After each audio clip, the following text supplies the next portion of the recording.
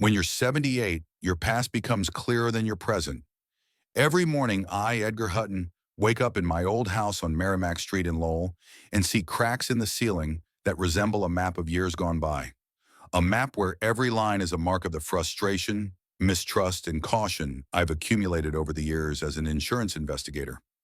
Lowell was never a fashionable town. The textile mills closed long ago, leaving behind brick skeletons along the Merrimack River. I moved here 43 years ago when I married Eleanor. She died 10 years ago of lung cancer, leaving me alone with a house full of memories and a son who seemed to be just waiting for her death to start claiming his inheritance.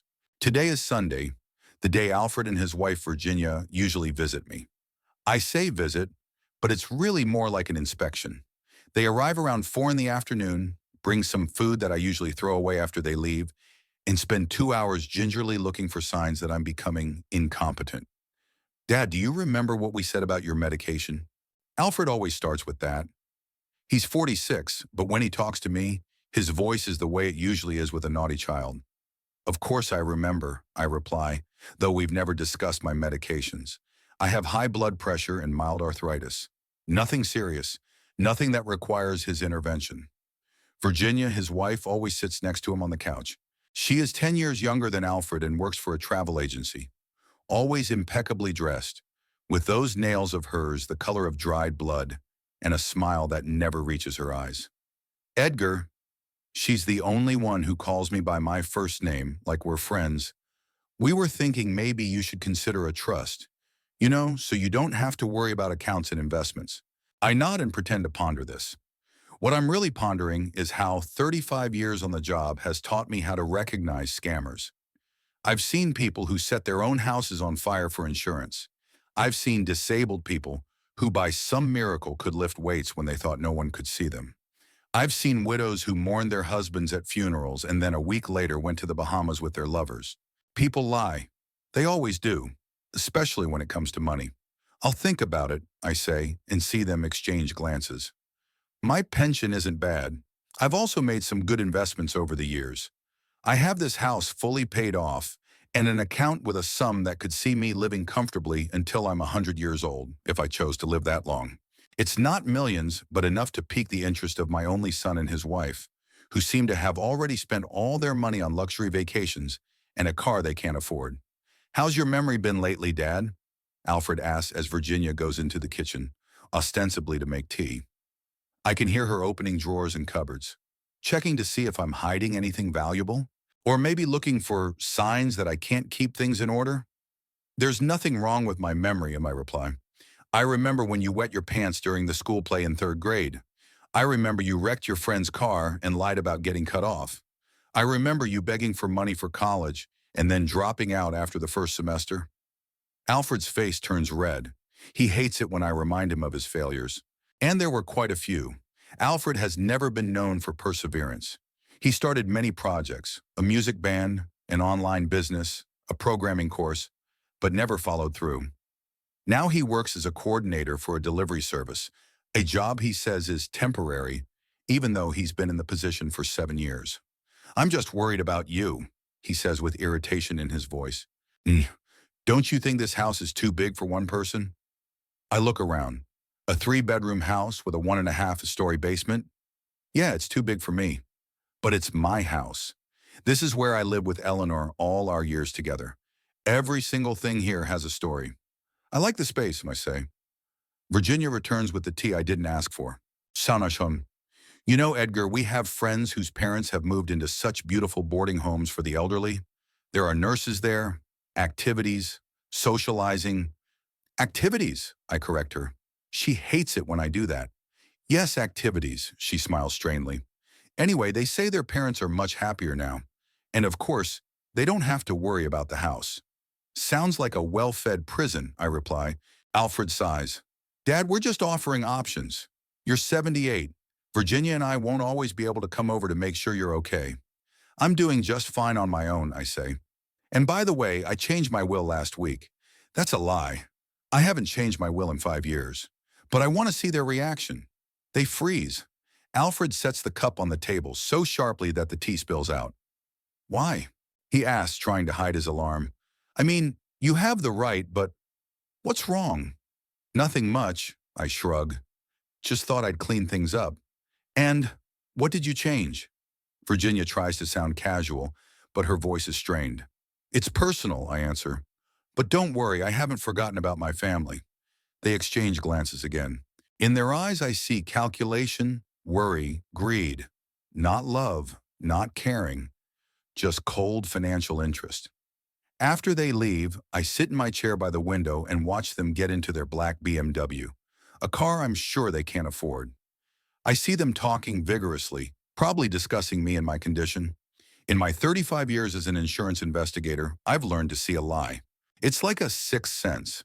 You notice micro expressions, inconsistencies in stories, nervous gestures, and my sixth sense screams that Alfred and Virginia are up to something. There's a safe in my bedroom on the second floor, an old-fashioned one with a mechanical lock.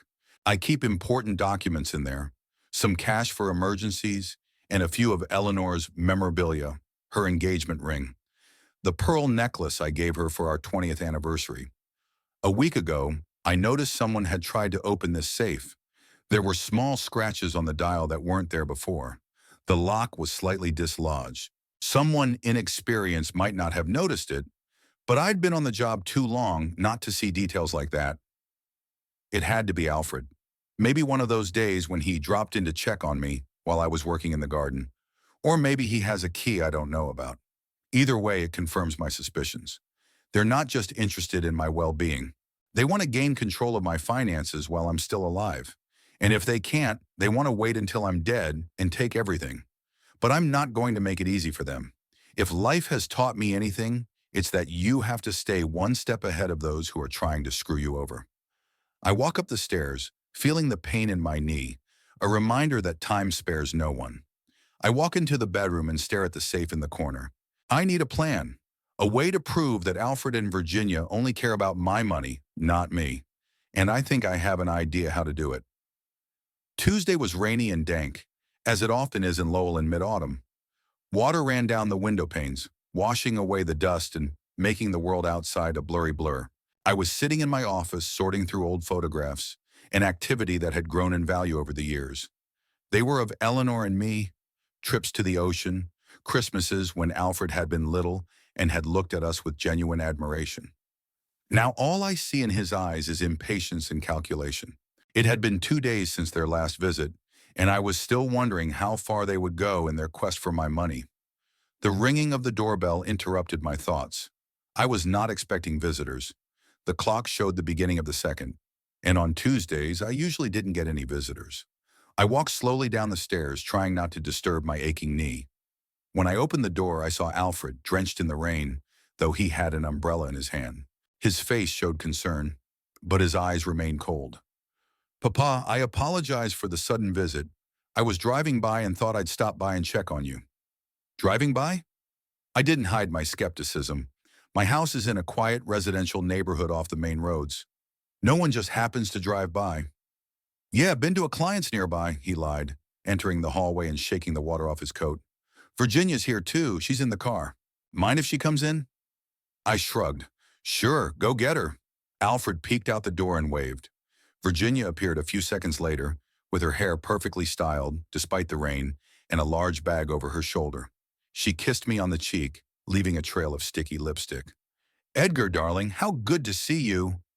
I led them into the living room. Something in their demeanor alerted me. They looked at each other too often, spoke too kindly. "Tea? Coffee?" I offered, though I was sure they'd refuse. "No, thank you, Papa," Alfred replied. "We won't be long. We just wanted to make sure you were all right. You live alone, and with this weather—" "I'm fine," I said. "Like I said on Sunday." "Good, good," Alfred held up his hands in a conciliatory gesture. "Just checking in. By the way, we brought you some new vitamins. Virginia read that they're especially good for men your age." Virginia took a plastic jar of pills out of her bag and set it on the coffee table. "It's a magnesium and zinc complex," she explained. "It's very good for your memory." "There's nothing wrong with my memory," I repeated. "Sure," she agreed quickly, "but prevention never hurts. You know, my father, when he was your age, he started forgetting little things and then—" She stopped. She stopped, her lips tightening. "Anyway, it's better to be safe." I picked up the jar and twirled it around in my hands. It looked normal, but something told me not to take the pills. Thank you, I put the jar aside. I'll show them to my doctor at my next appointment. Alfred frowned. Dad, they're just vitamins. They're not even prescription. Still, I prefer to consult Dr. Pearson. He's been guiding me for 15 years. The tension in the room became almost palpable. Virginia smiled strained and changed the subject. Edgar, have you thought about installing an emergency call system? You know, the kind of button you can wear around your neck, in case you fall or feel sick. Shakato. I'll think about that when I'm 90, I replied, not hiding my sarcasm. They stayed for another half hour or so, asking me how I was feeling, how I was doing at home, and if I remembered to take my blood pressure medication. All the while I sensed they were interested in something else. Their gazes wandered around the room, as if they were looking for something specific. Finally, Alfred looked at his watch. We have to go, Dad. Virginia has a meeting at 3 o'clock. I walked them to the door. As Virginia was leaving, she turned around. By the way, Edgar, you haven't told us any details about your new will. Shouldn't we at least know the basics, just in case? Just in case of what? I asked. She hesitated. Well, you know, to be ready in case something happens. Sure, Norn. If something happens, the lawyer will contact you, I replied. All the documents are in perfect order. After they left, I stood at the window for a long time, watching their car drive away. Something was definitely wrong. Their sudden visit, the strange vitamins, the questions about the will it all added up to a disturbing picture. I went back into the living room and picked up the jar of vitamins. Maybe I was being too suspicious. 35 years in the insurance business have taught me to see fraud where others see simple randomness. But what if I'm right this time? Determined to test my suspicions, I took the jar into the kitchen and stashed it in a far drawer. Later, I would take it to a pharmacist I knew to check the composition. The rest of the day passed quietly. I read, watched the news, made myself a simple dinner. At around 8 o'clock in the evening, I was about to go upstairs when I heard the sound of a car pulling up. Looking out the window, I recognized Alfred's BMW. What had they forgotten? Why were they back so late? I waited for the doorbell to ring, but it didn't. Instead, I heard the key turn in the lock. Alfred had a spare key I'd given him years ago for emergencies, but he'd never used it unannounced before. Instinctively, I retreated into the shadows of the hallway. The door opened quietly, and I heard Virginia whisper, "Are you sure he's asleep?" "Yes," Alfred answered. "He always goes to bed at 8 o'clock, and I put sleeping pills in his coffee today. I got a chill. So they put something in my coffee. It's a good thing I, in the habit of an old investigator, always pour out the first cup I'm offered when no one is looking." "Good," Virginia continued to whisper. "Hurry up then. We need to find his new will and check the safe." They walked quietly into the living room. I could hear them carefully pulling out the desk drawers, going through the papers. "Shit, there's nothing here," Alfred cursed. "Let's go upstairs. The will must be somewhere in the study or the bedroom." "What if he wakes up?" Virginia worried. "He wouldn't. The dose was enough to bring down a man twice his size." I stood in the shadows as they climbed the stairs. When their footsteps died down at the top, I followed quietly, trying not to step on the creaking steps I knew well. From the second-floor hallway, I watched them enter my bedroom. The door was left ajar, and the light from the room fell in a thin streak across the hallway floor. I crept closer and listened. "There's the safe," Alfred said. "We'll have to try to open it." "Do you know the code?" Virginia asked. "No, but I saw my father open it once. I think there was a combination of dates. Maybe Mom's birthday or their wedding date." I could hear him fiddling with the lock, trying different combinations. I wanted to break in and catch them red-handed, but I decided to wait and find out more. "Damn it, this isn't working," Alfred grumbled after a few minutes. "Why don't we try my father's date of birth?" "Try it," Virginia said impatiently. "But if it doesn't work, we'll have to think of Plan B." "Plan B takes time," Alfred objected. "We'll have to gather enough evidence of his incompetence, find a suitable psychiatrist, prepare the documents. It's the only way to get legal access to his accounts while he's alive," Virginia insisted. "And now is the time. He's getting more and more suspicious. Did you see how he reacted to the vitamins?" "Yes, I did," Alfred agreed. "What if the sleeping pills didn't work? Maybe he didn't drink coffee at all. It did work, Virginia said confidently. I saw him take a few sips. He should be sleeping like a dead man by now. I retreated into the shadows as Alfred went to the door and looked out into the hallway. Quiet, he said. I thought I heard something. They were silent for a few seconds, listening. I held my breath against the wall. You imagined it, Virginia said at last. Let's look in his office. Maybe the will is there. They left the bedroom and headed toward my office at the end of the hall. I slipped into the bathroom and closed the door, leaving a small slit to keep an eye on them. There were muffled voices coming from the study, the sound of drawers opening and closing. 10 minutes later, they returned to the hallway. Nothing, Alfred said disappointedly. No will, no deeds to the house, no bank statements. Where the hell did he keep all this stuff? Maybe in a safety deposit box? Virginia suggested. Or a lawyer? Maybe, Alfred looked annoyed. But we need to know for sure. If he really did change the will. He might have lied, Virginia said, to test our reaction. Even if he did, we still need to act quickly. His estate is valued at about $500,000, including the house and investments. I'm not going to wait another 10 years until he decides to die a natural death. Hush, Virginia cut him off. Don't say that. What if the neighbors hear? What neighbors? The nearest house is 50 meters away, and a deaf old woman lives there. They went down the stairs. I came out of the bathroom and followed them cautiously, staying in the shadows. So what are we doing? Virginia asked when they were already at the front door. We go to Plan B, Alfred answered firmly. I'll contact Dr. Ramirez. He's helped with cases like this before. If he confirms that the father is incapacitated by dementia or some other cognitive impairment, the court can appoint me as his guardian. And then we'd have access to everything, Virginia finished for him. They walked out, closing the door quietly behind them. I heard the engine start, the crunch of gravel under their wheels, and then silence. I stood in the darkness of the hallway, feeling the cold rage building up inside. My own son was planning to have me declared incompetent for money. He and his wife were ready to bribe a doctor, to fabricate a medical report, to deprive me of the right to control my own life and property. When I went up to the bedroom, I saw the signs of their intrusion. Open dresser drawers, shifting papers on the bedside table, a safe with scratches on the dial new, fresh scratches. I sat on the edge of the bed, contemplating the situation. Now I knew exactly what they were up to. I had the advantage of the element of surprise. They think I suspect nothing, that I'm a gullible old man easily fooled. But they're wrong. I'm not just any old man. I'm an old insurance investigator who's been catching crooks for 35 years. And now it's time to teach my son and his greedy wife a lesson. I've decided to get ahead of them. Prepare a trap that will expose their true intentions once and for all. A trap from which they would never escape. I walked over to the safe and dialed the combination, not Eleanor's birthday or our wedding date, but a random set of numbers I'd chosen precisely because it meant nothing. Inside were documents, some cash, and a box of Eleanor's jewelry. Looking at the contents of the safe, I began to form a plan that would allow me to not only protect myself, but also teach Alfred and Virginia a lesson they would remember for the rest of their lives.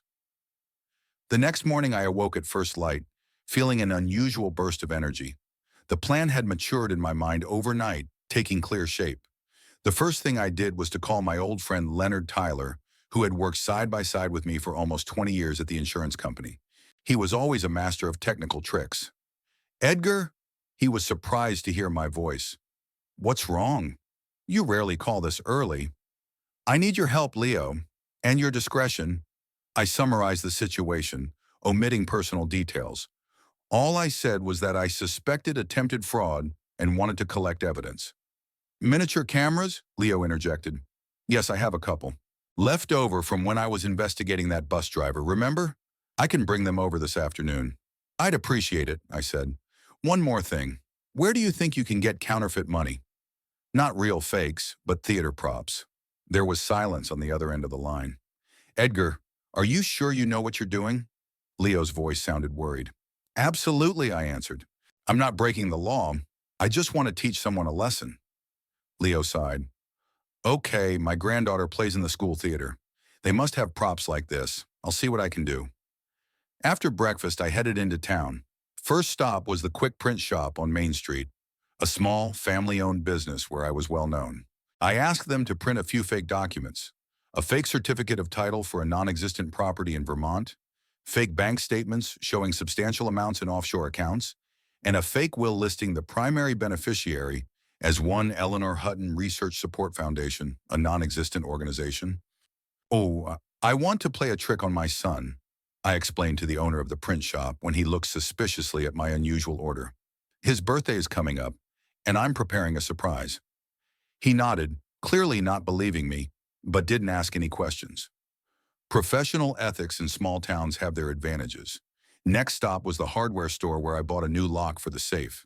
Not too complicated for Alfred to open, but not too simple to make him bother. When I got home, I set about preparing the safe. I took out all the valuables, documents, cash, Eleanor's jewelry, and hid them in a hiding place under a floorboard in the dressing room that Alfred didn't know about. Then he carefully cleaned the safe of fingerprints and installed a new lock. Toward evening, Leo arrived with the cameras and a wad of theater money. Here, he said, laying out two miniature cameras the size of buttons on the table. One can be set up to cover the safe, the other to see the whole room. They're wireless with a motion sensor. The recording is automatically activated when someone enters the room. He helped me install and set up the cameras. We hid one in an antique clock on the mantelpiece, the other in a vase on the dresser. Both were pointed at the safe. Here's the money. Leo handed me a wad of green papers. My granddaughter said it was for a school play about a bank robbery. They look pretty convincing, but you can tell it's not real to the touch. I counted the money. Looks like about $50,000 in $100 bills. It's perfect. Thanks, Leo.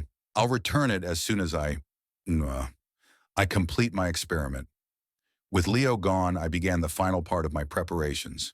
Filled the safe with fake money, putting some real bills on top to make it look real. I added fake documents, and on top of them, I put the most valuable bait, an old box with cheap costume jewelry, which in the semi-darkness could easily be mistaken for real jewelry. Finished with the safe, I set up a new combination. Eleanor's birthday, the first thing on Alfred's mind. I spent the next 2 days trying to give the impression of a deteriorating condition. When Alfred called on Thursday, I spoke slowly, sometimes mixing up my words. "Dad, are you all right?" He sounded worried, not for me, but for his plans. "Yes, yes," I answered, deliberately stammering. "I'm just a little tired. You know, age. Maybe I should stop by, check on you?" "No need," I paused. "Although, maybe Sunday. There's something important I'd like to discuss with you, about the future." "Of course, Dad," he said, a note of impatience in his voice. "Virginia and I will arrive at the usual time." On Sunday, I prepared for their visit with the utmost care. I placed small signs of forgetfulness around the house. A half-drunk cup of coffee on the table, an open book on the couch, an uneaten breakfast in the kitchen. He put on a house robe and slippers, though he usually preferred to be fully dressed when he received guests. Alfred and Virginia arrived at 4 o'clock sharp. I met them in the hallway, slouching slightly and leaning on the cane I usually used only when my arthritis worsened. "So, Dad," Alfred gave me a concerned look. "You look tired." "Ah," I waved my hand. "Old age is no fun. Come in, come in." We settled into the living room. Virginia took a quick look around the room, noting the signs of untidiness I'd left behind. "Edgar," she began with feigned concern, "maybe you need some help around the house. We could hire someone." "No, no," I shook my head. "I don't want strangers in the house. I'll do it myself." "You said you wanted to talk about something," Alfred reminded me, getting to the point. "Yes," I sighed. "I was thinking, maybe you're right. Maybe I do need help with my finances. It's getting hard to keep track of everything." Their faces perked up. They exchanged quick glances. "It's a very big decision, Dad," Alfred said carefully. "We could help. For example, I could be your confidant." "Maybe," I pretended to think about it. "I'd have to think it over. I have some savings. And your mother's jewelry. We know, Papa." Alfred put his hand on my shoulder. "And we'll make sure everything is safe." "Yes, yes," I rubbed my forehead. "By the way, I recently moved some things into the safe. Just to be safe. There's so much talk on the news about thefts. I noticed the sparkle in Virginia's eyes. That's very thoughtful, Edgar, she said. Where do you keep the key to the safe? What key? I pretended not to understand. It's a combination lock. The numbers. I stopped talking, like I was trying to remember. I think it was Eleanor's birthday, or our anniversary. I don't remember exactly. Don't worry about that now, Dad, Alfred said hastily. The important thing is that things are safe. The rest of their visit was spent discussing my condition. They cautiously questioned me about the medication, asking if I was forgetting to take it, if I was having memory lapses. I kept them deluded, sometimes forgetting what we were talking about a moment ago, or confusing names. As they got ready to leave, I said, I'll probably go see Dr. Pearson tomorrow. My blood pressure's been acting up. Do you want me to drive you? Alfred offered. No, I can manage, I smiled. I'm not a wreck yet. What time's the reception? Virginia asked. 11 o'clock in the morning, I lied. Then I'll stop by the bank. Maybe have lunch somewhere in town. Okay, Dad, Alfred patted me on the shoulder. Call me if you need anything.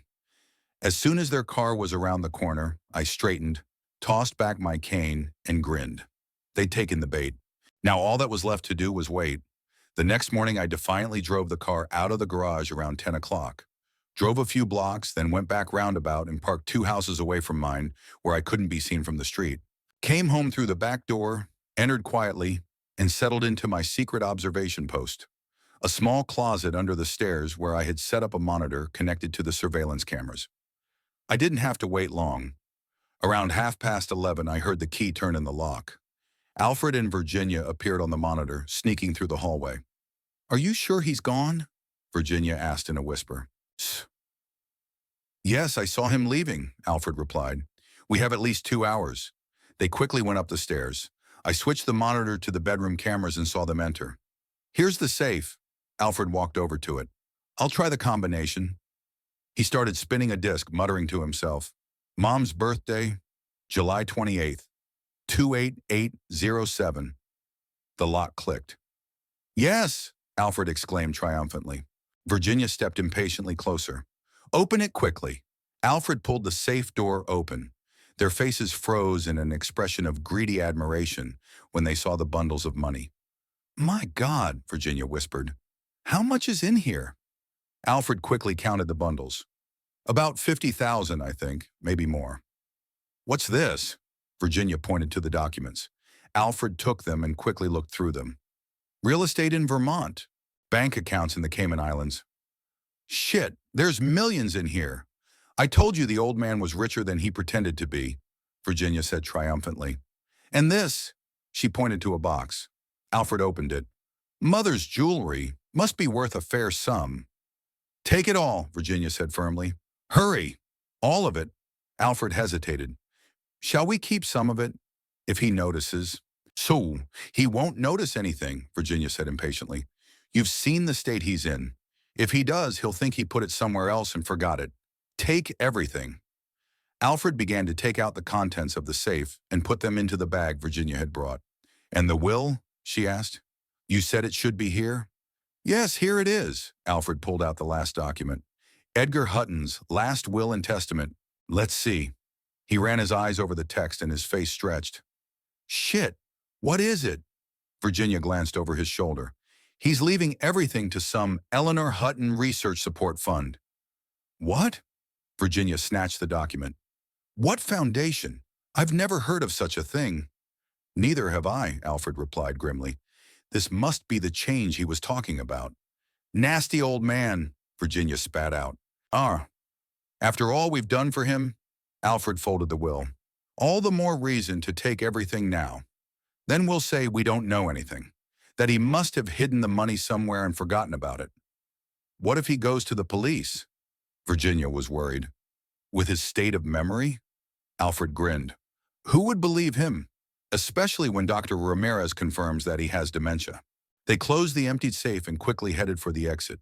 I sat in my hiding place, feeling a mixture of anger and bitter satisfaction simmering inside. They were exactly what I thought they were. Greedy, heartless, willing to steal from my own father. I let them go. I waited for their car to pull away before I came out of hiding. Going up to the bedroom, I looked at the open, empty safe. On the bed, they had left a few counterfeit bills that had fallen out of the packs in a hurry. Taking the cameras off, I plugged them into the computer and saved the recording. The evidence was perfect, clear, irrefutable. Now I had everything I needed for the next step of my plan. In the evening, the phone rang. It was Alfred, his voice sounding tense. "Dad, how are you feeling? How was the doctor's appointment?" "Fine," I answered, pretending to be distracted again. "The doctor said I was in great shape for my age." "Good, good," he said quietly. "Listen, Virginia and I were thinking of coming over tomorrow. Maybe I could help you with something around the house?" "Sure," I agreed. "Come over for dinner. I'll cook something." As I hung up the phone, I smiled. They'd probably want to see if I'd noticed I was missing, and maybe set the stage for declaring me incompetent before I could report the theft. But what they didn't know was that the game was played by my rules, that I was always one step ahead in this game, and that the biggest surprise was still ahead of them. Tuesday morning greeted me with a bright fall sun shining through the curtains. I lay in bed listening to the quiet of the house and reflected on what had happened yesterday. My plan had worked even better than I had expected. Alfred and Virginia had fallen into the trap of revealing their true intentions in front of the hidden camera. Now all that was left to do was wait for them to discover that they had stolen the prop money and false documents. I was in no hurry to get up. In my 78 years, mornings were always the hardest. My joints were stiff from the night before, my back was aching, and my thoughts were still clouded with sleep. But today I felt an unusual burst of energy and a strange, almost forgotten sense of anticipation.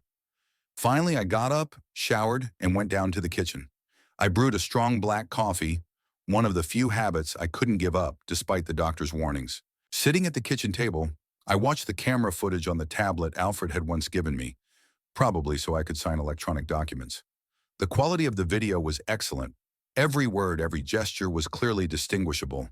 "Nasty old man. After all we've done for him," Virginia's words rang in my ears. What exactly had they done for me? Come by once a week with fake smiles? Put sleeping pills in my coffee? Plan to declare me incompetent? A phone call interrupted my musings. Leo's name popped up on the screen. "How did your, experiment?" he asked after the greeting. "Even better than I expected," I answered. "They took everything, and the cameras worked perfectly." So what's next, I wondered. A plan for revenge was already forming in my head, but I wasn't in a hurry to share it, even with Leo. "We'll see," I said evasively. "By the way, can I keep the theater money for a while longer? I promise to return them safely." "Of course," Leo agreed after a short pause. "Just be careful, Edgar. Don't go too far." "I know what I'm doing," I assured him. Around noon, another call came in. This time it was Alfred. "Dad?" His voice sounded tense. "Are you home?" "Yes, of course," I answered, trying to make my voice sound weak and unsure. "Virginia and I were going to stop by today, remember? You said something about lunch." "Lunch?" I pretended not to remember. "Oh yeah, sure. Come on over." "We'll be there in half an hour," Alfred said and hung up. I grinned. I decided not to make dinner. Let them worry about that too. Instead, I sat in the living room with a book ready for the show. Exactly 30 minutes later, I heard the sound of a car pulling up. Through the window, I saw Alfred and Virginia getting out of the car. Even from a distance, I could see that they were tense. Alfred's shoulders were unnaturally squared, and Virginia was constantly fixing her hair, which she always did when she was nervous. I opened the door before they could ring the bell. "Ah, there you are," I said, trying to look distracted. Come in, come in." They entered, exchanging quick, anxious glances. "How are you feeling, Papa?" Alfred asked, studying me closely. All right, I answered. "I just forgot to make dinner." "Old head." "It's nothing," Virginia said hurriedly. "We're not hungry." We went into the living room. I deliberately sat down so that I could see their faces and began to talk about the weather and other trivial matters. They answered machine-like, obviously thinking about something else. Virginia kept fiddling with the strap of her expensive purse, and Alfred couldn't sit still. He would get up and sit down again. "Was something the matter?" I asked innocently. "You look tense." They looked at each other. Alfred coughed. Dad, have you noticed anything unusual lately? Unusual? I furrowed my brow. What do you mean? You know, is there anything missing? Or if something strange has happened? I thought about it, pretending to try to remember. No, it's just business as usual. Although, sometimes I forget where I put things. Yesterday, for example, I spent an hour looking for my glasses, and they were on my head. I laughed good-naturedly. Alfred smiled nervously. Yes, it happens. Have you looked in your safe lately? The safe? I made a surprised face. No, why would I? All my important papers are in there. I don't get them out much. Virginia fidgeted in her seat, her face pale. Speaking of papers, I continued, I've been thinking about what you were saying, about trust management. It might not be a bad idea, at my age. Really? Alfred stepped forward, a look of ill-concealed hope on his face. It's a very wise decision, Dad. Yes, I nodded. I'll just have to get the papers out of the safe. All my financial records are in there. Alfred paled sharply. Mum, maybe not now. I mean, there's no rush. We can do it some other time. Why not now? I got up. Since you're here, let's go upstairs and I'll show you what I've got. Virginia jumped up from her seat. Edgar, we don't want to bother you. This can wait. Yes, Alfred? Yes, yes, he agreed quickly. Don't make a fuss, Papa. It's no big deal, I said, heading for the stairs. Come on, come on. They had no choice but to follow me. I saw them exchange panicked glances when they thought I wasn't looking. We went up to the bedroom and I walked over to the safe. Now, I mumbled, pretending to try to remember the combination. I think it's... I started spinning the disc. Dad, maybe some other time. Alfred put his hand on my shoulder, trying to stop me. You look tired. No, I'm fine, I waved him away. Oh, I remember. I dialed the combination and the lock clicked. I swung the safe door open and froze in feigned horror. What? What is it? Where is everything? Where's my money? My documents? The safe was completely empty. I turned to Alfred and Virginia with an expression of utter amazement and fear on my face. Someone had robbed me, Alfred gulped. Are you sure there was something here, Dad? Maybe you moved the stuff somewhere else and forgot? No, I grabbed his arm. There was money in here, lots of money, and papers, and your mother's jewelry. Virginia stepped closer. Edgar, calm down. Maybe you just forgot. I didn't forget anything. I raised my voice. I've been robbed. We have to call the police. Alfred and Virginia's faces contorted in horror. The police? Alfred interjected. But Papa, maybe we shouldn't be in such a hurry. Let's look first. Maybe you really did move things. No! I grabbed the phone from the bedside table. I know everything was here, and started dialing a number. Stop! Alfred grabbed the phone from me. Dad, listen. I have a confession to make. I pretended to be surprised. What? Alfred took a deep breath, glanced at Virginia, who shook her head despairingly and said, I'm the one who took the money and the documents. You? I took a step back. My own son stole from me? No. I mean, yes, but not in the way you think, he added hastily. I took them for safekeeping, for your own safety. My safety? I looked at him in disbelief. Yes, Alfred nodded, clearly making it up as he went along. You see, Virginia and I noticed that you sometimes forgot things, and we were afraid you might forget where you'd hidden the valuables, or worse, accidentally throw them away. So I temporarily took them into custody. Without my permission? I crossed my arms across my chest. That's called stealing, Alfred. No, Virginia interjected. It's not theft when you do something for the good of a person. We wanted to protect you, Edgar. I looked at them with feigned doubt. And where are my things now? Alfred and Virginia looked at each other. There was panic in their eyes. They're in a safe place, Alfred said at last. We can get them back at any time. Bring them back now, I demanded. Now? Alfred hesitated. But they're not with us. They're, in a safety deposit box. In a safety deposit box? I raised my eyebrows. What bank? What box number? Yeah, Uh, I don't remember the exact number, Alfred mumbled. But don't worry, Dad, everything's safe and sound. I decided to continue the game. Okay, then let's go to the bank right now. I want to see my things. Alfred turned pale. Now? But the bank? It's probably closed by now. I looked at my watch. It's only 3 o'clock in the afternoon. Banks don't open until 5 or 6. Yes, but Alfred was looking for an excuse. I don't have the key to the safe deposit box with me. It's at home. Then we'll go to your house, get the key, and then go to the bank. Virginia intervened. Edgar, maybe tomorrow would be better.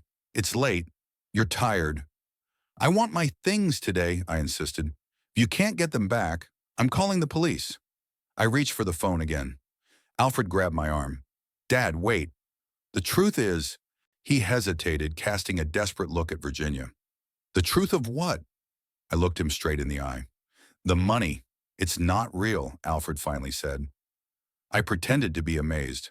What do you mean it's not real? It's fake. Alfred lowered his head. They're theater money, props, not real dollars. I sat on the edge of the bed, feigning shock. Fake? No way. I got them from a stock sale 15 years ago. Maybe someone tricked you, Virginia said quickly. Slipped you fakes instead of real money. I shook my head. No, it was real money. I withdrew it from the bank. I held it in my hands. Dad. Alfred sat down beside me, his voice softer, almost condescending. They're definitely fakes. Very good, but fakes.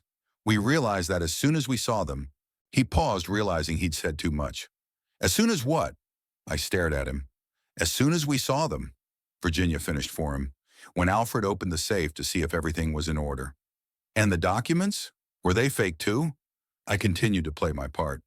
Yes, Alfred nodded, clearly relieved that the conversation had gotten away from exactly how they discovered the fakes.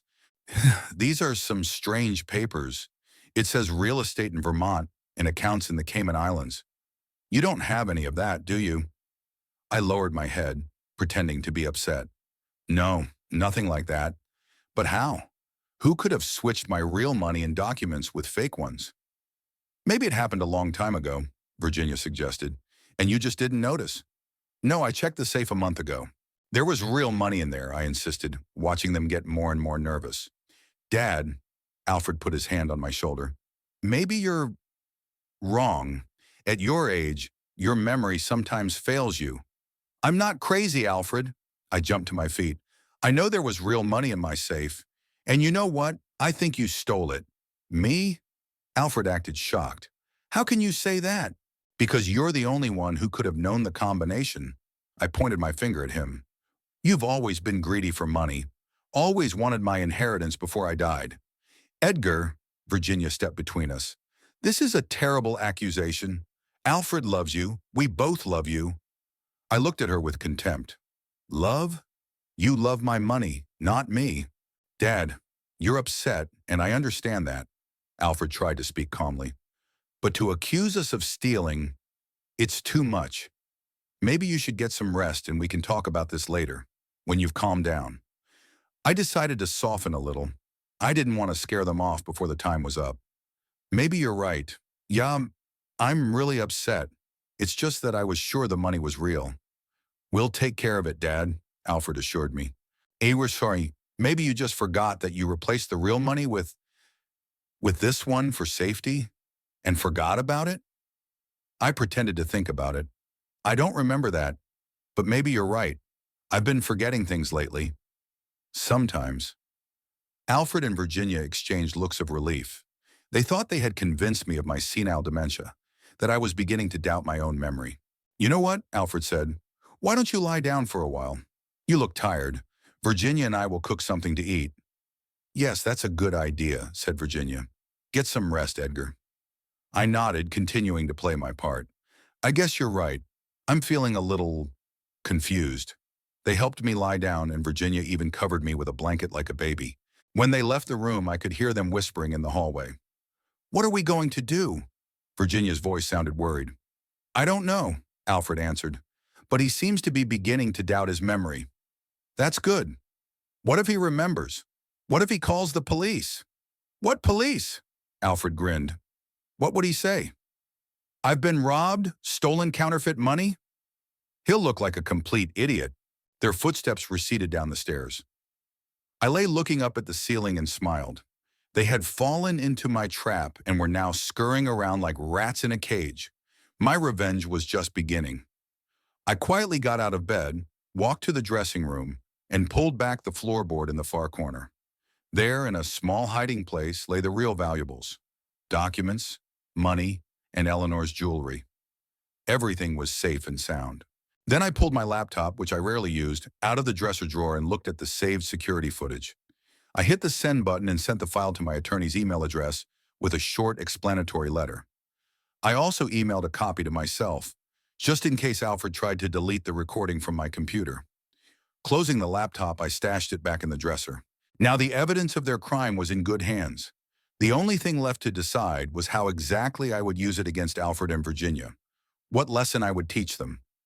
From downstairs came the sounds of their muffled conversation, the clinking of dishes. They were probably discussing how to convince me that I was suffering from senile dementia, how to get custody of me and my finances.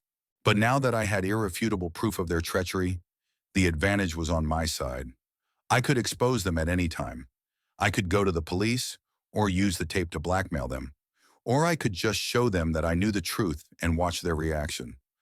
I decided that tomorrow when they came again, and they would surely come to continue their plan, I would put on a final performance. A performance they would remember for the rest of their lives. I greeted Wednesday morning with a sense of quiet determination. Today was to be the decisive confrontation for which I had been preparing since the moment I first suspected Alfred and Virginia's true intentions. After last night's performance, they had to return, I was sure of it. They needed to make sure I didn't go to the police and continue with their plan to declare me incapacitated. I had a leisurely breakfast, looked through the morning paper, which I still subscribed to out of old habit, and waited. Around 10 o'clock, the doorbell rang. Through the window, I saw Alfred's BMW parked at the curb. Opening the door, I found both Alfred and Virginia. They looked tense, but tried to hide it behind fake smiles. Dad, Alfred stepped forward. How are you feeling today? Better, I answered, letting them into the house. Much better. My head has cleared up. They exchanged quick glances. That's good, Virginia said with a strained smile. We were worried about you. I'm sure you were, I replied dryly. We walked into the living room. I took my usual chair, and they settled on the sofa opposite. Papa, Alfred began after an awkward pause, Virginia and I have been thinking a great deal about yesterday's incident. Incident? I raised my eyebrows. You mean the moment when I found my safe empty? Yes, Alfred fidgeted in his seat. Look, we understand that you're upset, but we want to help you. Help? I folded my hands in my lap. Help me how? You see, Virginia intervened, we've noticed that lately you've been having, moments of forgetfulness. It's natural at your age.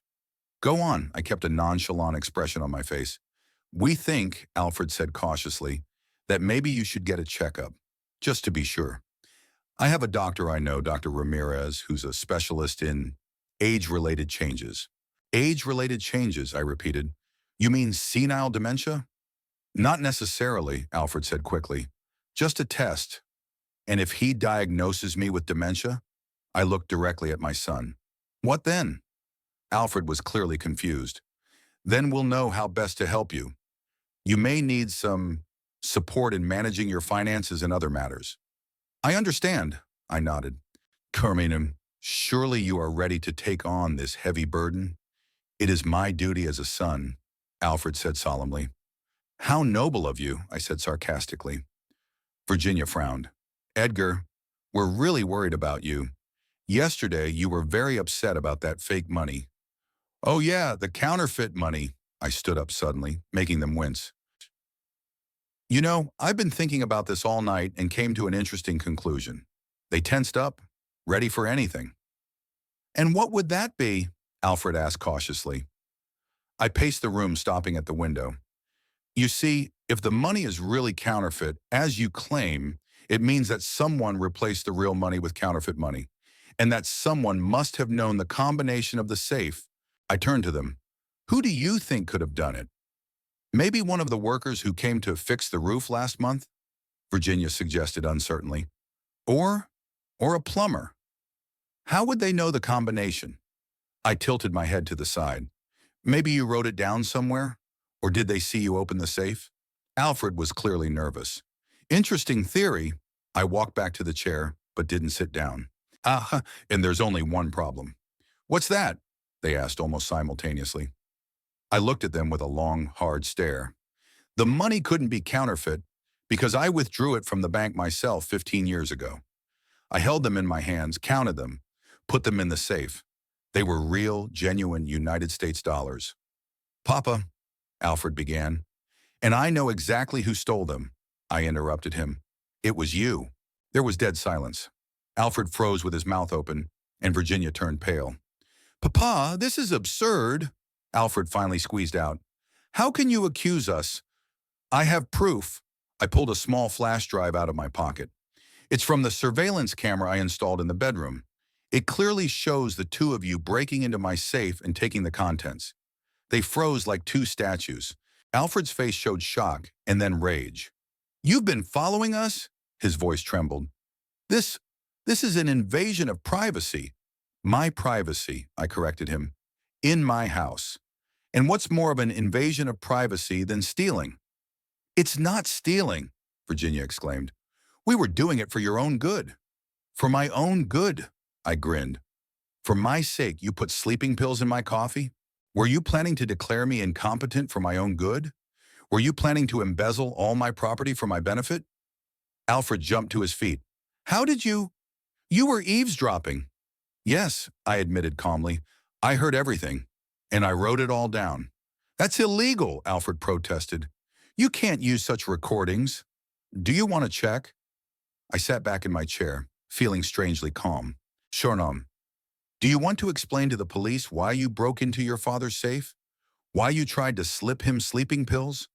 Why you planned to cheat your way into custody of him? Alfred flopped back on the couch, his face contorted with anger and fear.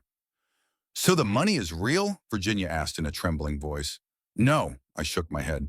The money is really fake. Theater props, to be precise. I put it in the safe myself. Autumn. What? Alfred stared at me. But why? It was a trap, I explained. I had long suspected that you were after my money. You spoke too often about my health, too interested in my finances and will. I've noticed your attempts to open the safe. I overheard your conversations, so I thought I'd have you audited. An inspection? Virginia whispered. Yes, I nodded, and you failed. With a bang. There was a long pause. Alfred sat with his head down, and Virginia fidgeted nervously with the strap of her purse. What are you going to do? Alfred finally asked. What do you think? I raised my eyebrows. Look, Dad, Alfred straightened up, his voice pleading. We made a mistake, a big mistake, but we're your family, your only son. Are you really going to go to the police? Why not? I shrugged. You'd go to court to have me declared incompetent. That's different, he exclaimed. I was doing it. He paused.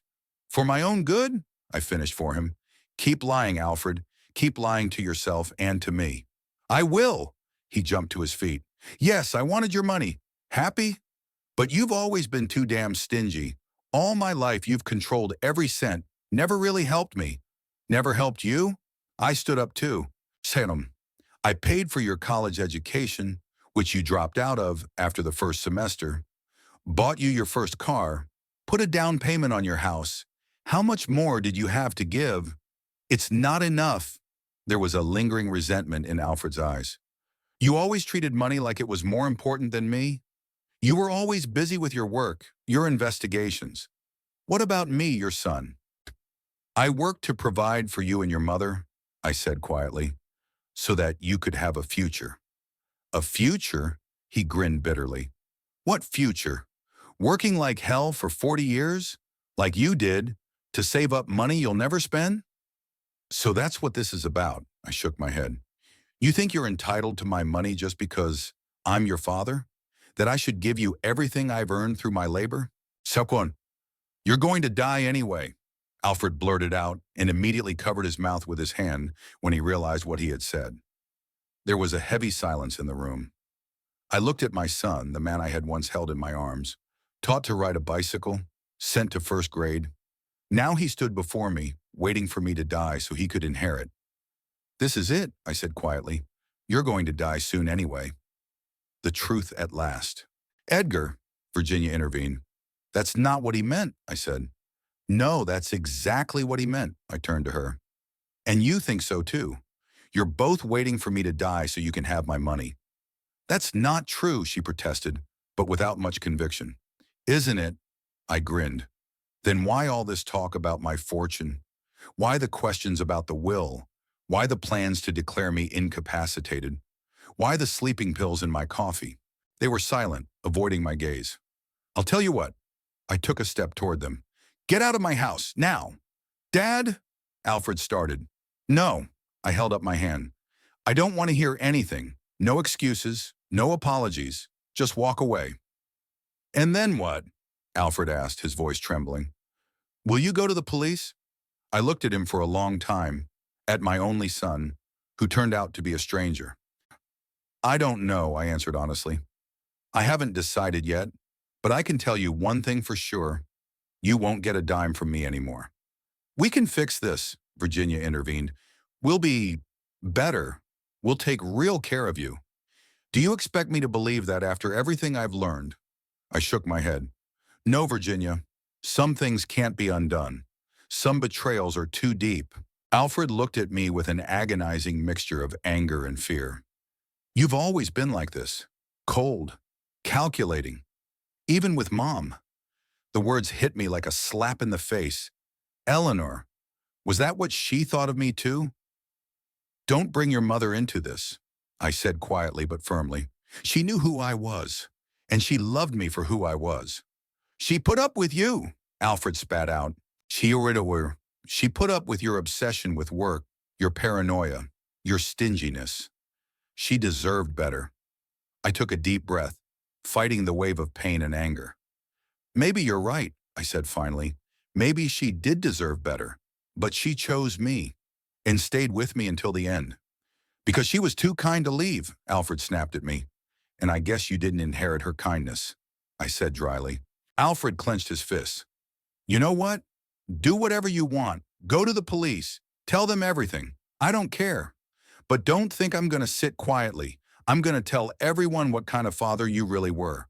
How you always put work before family. How you didn't come to my graduation because you had important business. How you missed my mom's 16th birthday because you were investigating another fraud."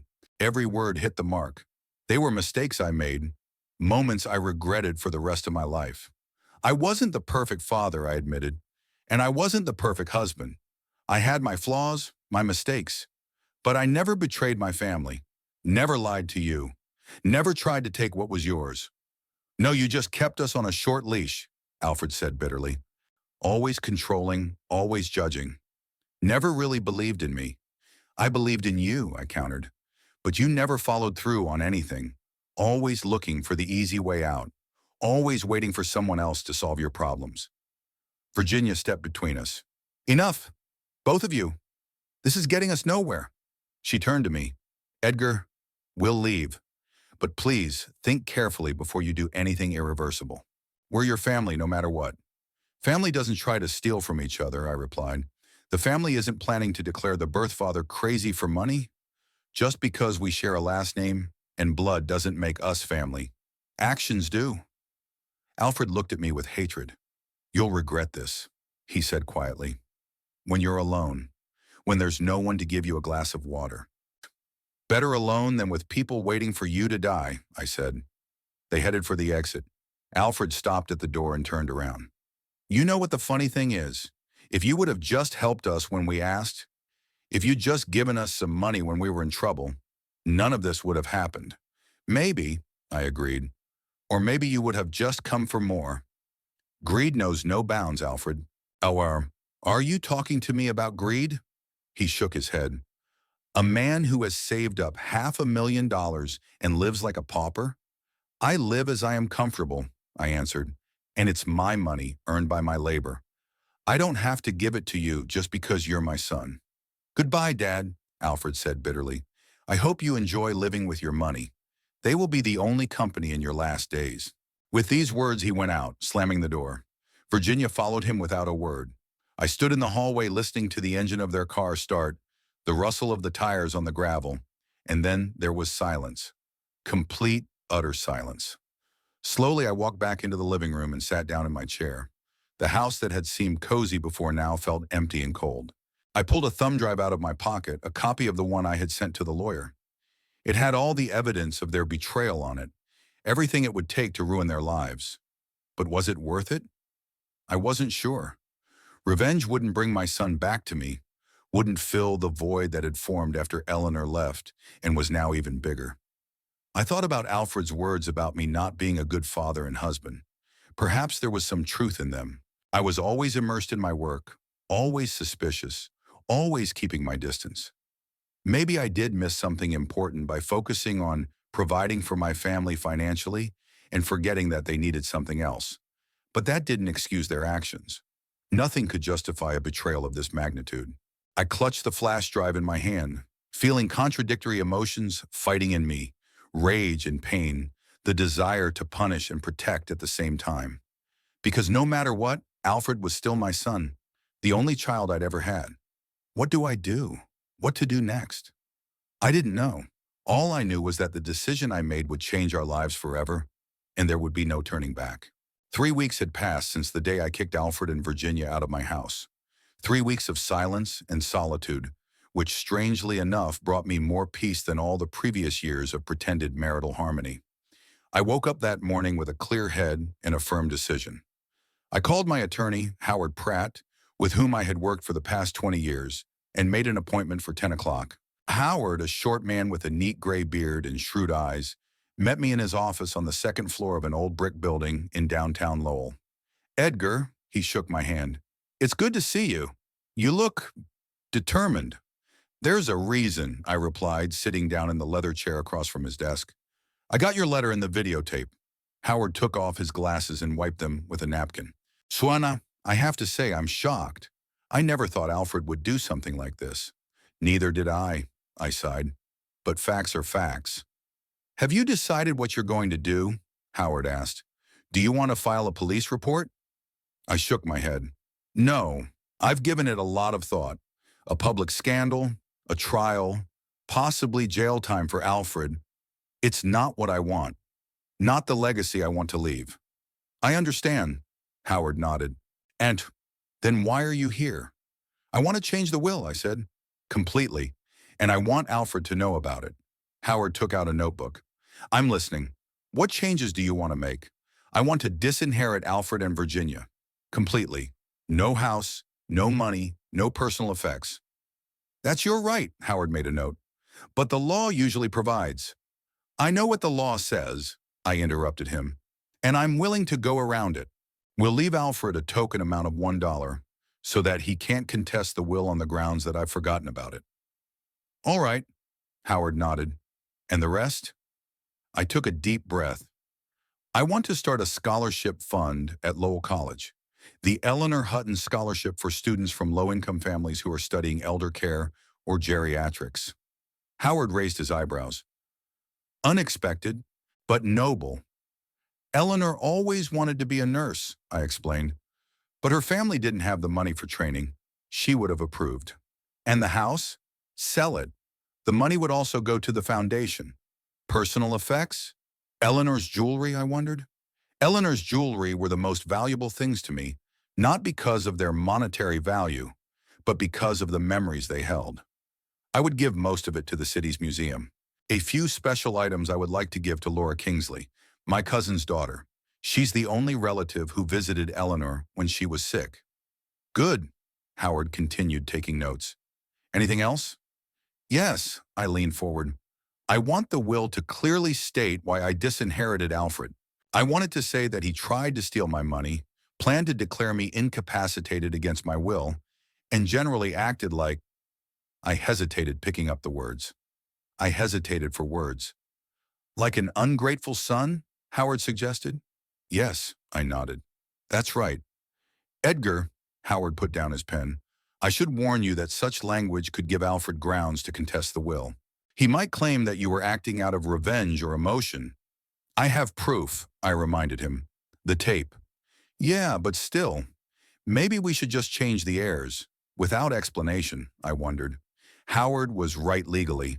It was better not to give Alfred anything to challenge. All right, I finally agreed. No explanation in the will itself, but I want you to tell him personally about my decision and why I made it. Howard nodded. I can do that. When? As soon as the will is ready and signed. I'll have the documents ready by tomorrow, Howard said. Are you sure you want to do this, Edgar? This is the final break with his son. I looked out the window at the fall street.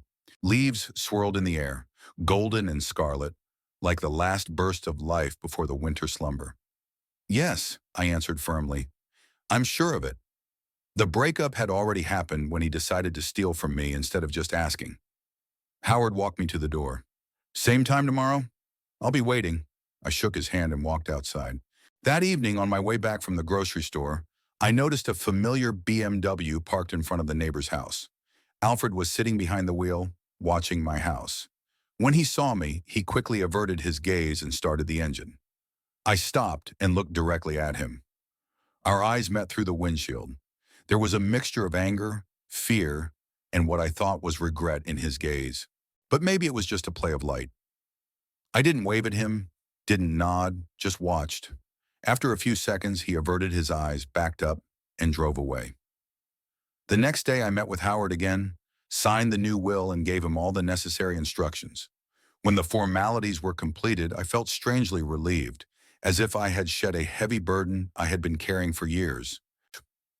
I'll contact Alfred today, Howard said, tucking the documents into a folder. Do you want me to let you know his reaction? No, I shook my head. Doesn't matter anymore. I left Howard's office with a sense of accomplishment. It was done. I'd made a decision I wasn't going to back down from.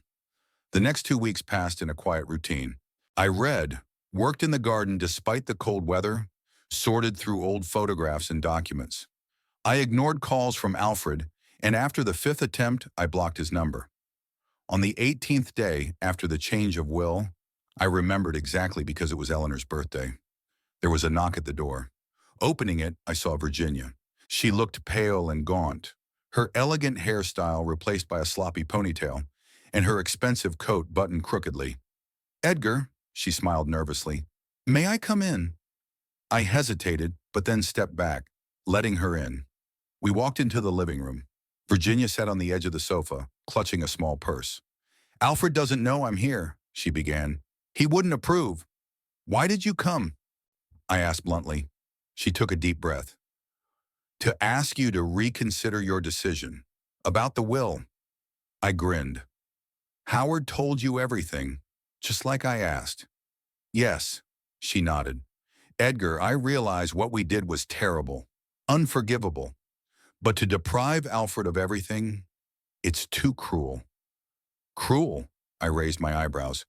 Cruel is planning to declare your own father insane for money. I know, she lowered her head. We were a mess. We had financial problems, debts. What debts? I interrupted. Virginia bit her lip. Loans, mortgages. We're living beyond our means, to be honest. The BMW is leased. The house is too expensive for us. I lost my job at the travel agency 6 months ago, and I couldn't find a new one. And instead of just asking for help, you decided to steal from me?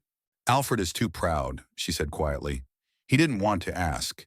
He wanted to prove he could do it on his own. And then it just got worse. That's no excuse, I said firmly. Of course not, Virginia agreed quickly. I'm just trying to explain, not justify. We made a terrible mistake. But Alfred is your son, your blood, your family. Family doesn't do that, I repeated my earlier words. People make mistakes, her voice was pleading. Everyone makes mistakes. Some mistakes can't be undone. Virginia gave me a long look. You know what happened after Howard told us about your decision? Alfred got drunk, for the first time since I've known him.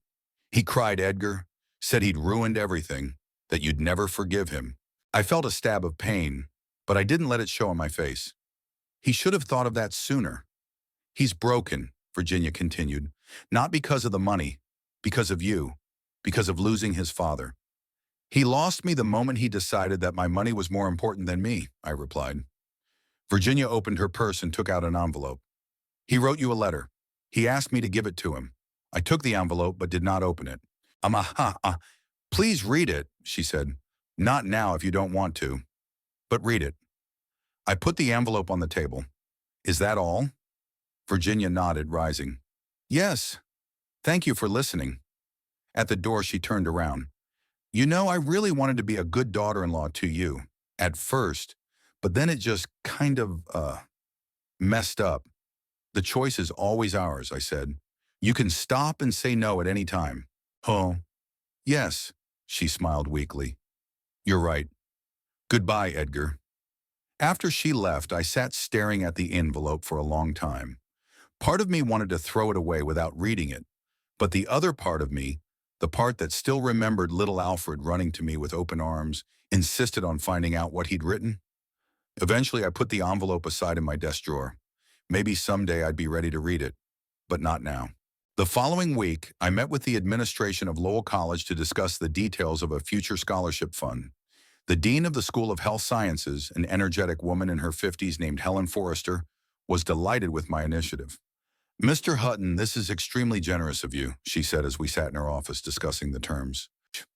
The scholarship in your wife's name will help many students get an education that would otherwise be out of their reach. Eleanor would be delighted, I replied. She has always wanted to help people. May I ask why geriatrics? The dean asked. I thought about it for a moment. Because old people deserve care and respect. They deserve to face the end of their lives with dignity. And because there are too few good professionals in this field. That's true, Helen nodded. And the demand only grows as life expectancy increases. We discussed the details, the criteria for selecting scholarship recipients, the amount of money to be paid out, and the conditions under which the funds would be used. I insisted that the fund be started as soon as possible while I was still alive. I wanted to see the fruits of my decision. Leaving the dean's office, I felt a strange satisfaction. For the first time in a long time, I was doing something truly worthwhile, something that would outlive me and leave a mark on the world. When I got home, I began to make a list of things I needed to do. Contact the real estate agency about selling the house, meet with the director of the City Museum about Eleanor's jewelry, contact Laura Kingsley. At that moment, the phone rang. The number was unfamiliar, but I answered it anyway. Mr. Hutton? A man's voice asked. This is Dr. Morris from Lowell City Hospital. Your son, Alfred Hutton, has been in an automobile accident. I felt my heart squeeze. Is he alive? Yes, the doctor replied, but his condition is serious. Concussion, broken ribs, internal bleeding. We're prepping him for surgery. Yeah, I stammered. I'll be there. When I hung up the phone, I stood there in a daze for a long time. Despite everything that had happened between us, despite his betrayal, Alfred was still my son. The thought that I might lose him forever was unbearable. I grabbed my car keys and hurried to the door. But as I stepped out onto the porch, I suddenly stopped. What would I say to him? What would he say to me? Would this accident change anything between us? I didn't know the answers to these questions. All I knew was that I had to be there for him. Not for him, for me. For the memory of the boy I once loved most in the world. For Eleanor, who would never forgive me if I didn't come. As I got into the car, I realized that my decision to exclude Alfred from the will still stands. It was one thing to be there for him in a difficult moment, and quite another to let him escape the consequences of his actions. I could forgive, but I couldn't forget, and I couldn't let him think he could get away with betrayal. My fortune would still go to the scholarship fund. My house would be sold. My plans would not change. But maybe there will still be room in my life for reconciliation. Not for a restoration of the old relationship, that was impossible, but for some new understanding, a new beginning. Maybe. On the way to the hospital, I thought about the 3 weeks I'd spent alone after breaking up with my son. About the strange sense of freedom and peace I'd felt when I'd been freed from the burden of a fake relationship. It was true freedom to live by my own rules, without regard for other people's expectations and demands, and I realized that I wasn't willing to give up that freedom, not even to reconcile with my son. I will be there for him now, in his hour of need. But then I will return to my new life, a life without toxic relationships, without manipulation, without lies. A life where I could finally be myself and do what I thought was right. At 78, I finally had my freedom, and it was the most valuable legacy I could leave myself.